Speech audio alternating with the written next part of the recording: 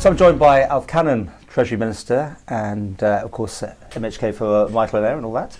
I've looked back at last year's interview. I don't know if you had a chance. We had quite a little sparring match going on there. I don't know if we're in for the same treat this time, but let's just look back over the last 12 months first of all, and at what you've been up to, what you've been pleased at, and where we're going. Well, again, it's been a very busy 12 months for the Treasury, for the Isle of Man government. I think if you look back at where we are in terms of our overall performance against the financial plan that we brought forward, I think we're in a relatively healthy position. Last year we declared for the last financial year a £30 million surplus. We had projected that to be £10 million. So I think there's strong evidence that the economy is performing well. What happened there? Were you just more ruthless, so getting money in, were you? Or was it actually more money sloshing around that was no, I think a lot of this, really, a lot of credit has to go to the private sector, the performance of the private sector. I think to put this into context, Paul, I was reading in the papers on Sunday, we're just coming out of a 10-year period, real terms wages are only just getting back to the level they were in 2007, 2008.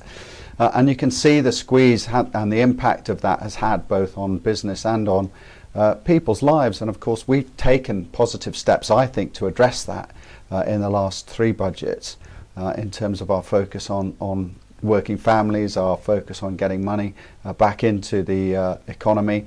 And I think that we've helped contribute to getting ourselves into a better position. So I think 3 years on from where we were, and including last year, I think we have made progress. Well, you gave us some tax breaks in the sense you got all those, what you give back to us up to we the did. Right We've raised personal allowances. We've taken further steps in terms of helping working families last year. I think in the budget, particularly if you look at how we've dealt with things like a child benefit, for example, how we put money into the education system at both ends, both for younger children with preschool credits in the previous budget, and this year we put £1.5 million into the university maintenance support that low to middle income families can access to help their children when they're at higher education across in the UK.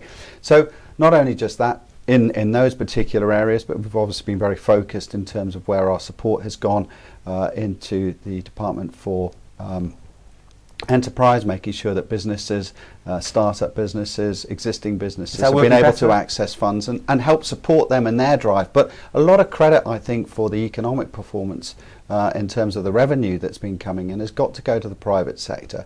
I think there's a lot of credit due to those, particularly big international businesses who fought to keep their slice of the pie on the Isle of Man, fought to keep jobs here over this decade. And I think that actually the island's in a good position, given that everything that's going on now across the water and internationally.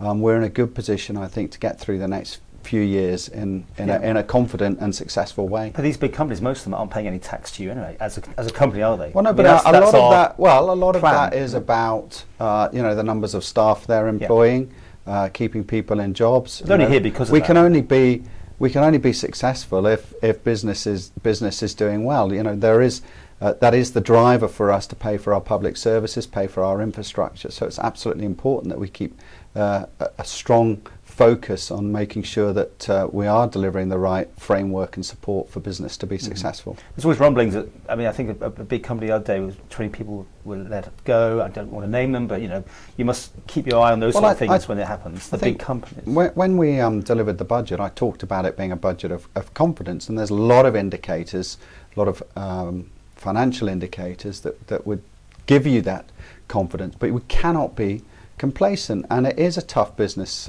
environment in which we operate. There's lots of both small countries and bigger countries who are trying to compete with places like the Isle of Man, and of course international business is big business and is always reviewing its locations, the place where it's performing, how it's performing in certain locations. So the Isle of Man is always going to be facing those challenges, and we must make sure that we are both on the ball in terms of recognising that, and that, as I said, we've put in place the right frameworks to convince business that this is the right place to be. Does that mean we should be looking forward to the good times? I'm thinking of the save thing, which really just petered out in the end. Really hadn't, a bit of a mess, wasn't it? Didn't really produce. Lots of people came forward with ideas, lots of people were but year 3 and it's all gone Well, as I said, we should not be complacent.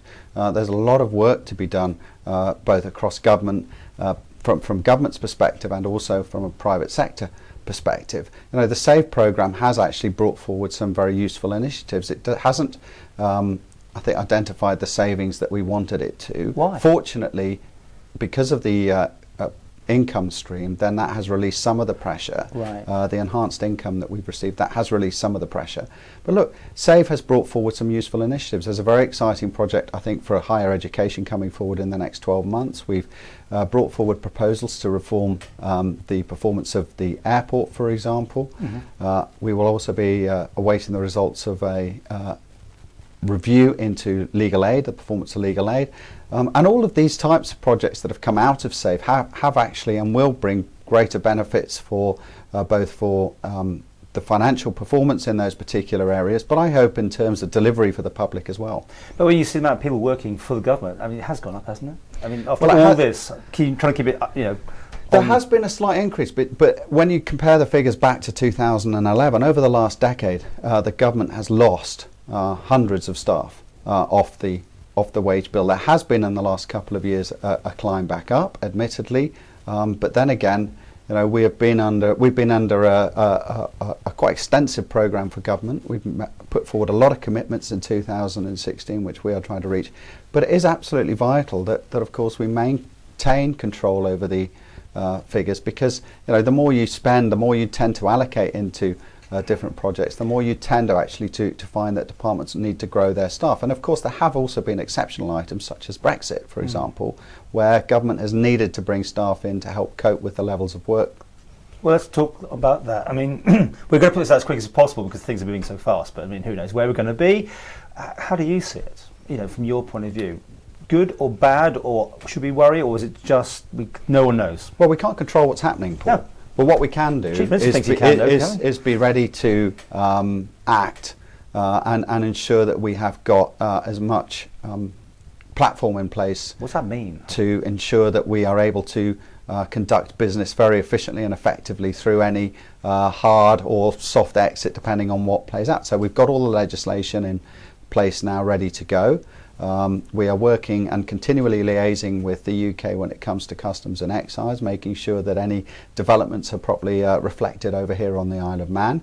Doubtless there will be more to come in terms of legislation from that area. And of course, we need to be sure that we're on top of things like medicine and food, etc. And those liaisons are also taking place with the UK. And the final point is, of course, when the crunch finally comes, that government is set up on a day-to-day basis to make sure it's properly understand what's happening on the ground and is able to react. So we are, I think, well in control of that particular aspect at the moment. But of course, we have to wait and see what actually happens in the UK. So we shouldn't panic. I mean, the trucks of food will just keep coming here. Well, be diverted off. I don't know. Else, what I can say to people is that we recognise their potential threats.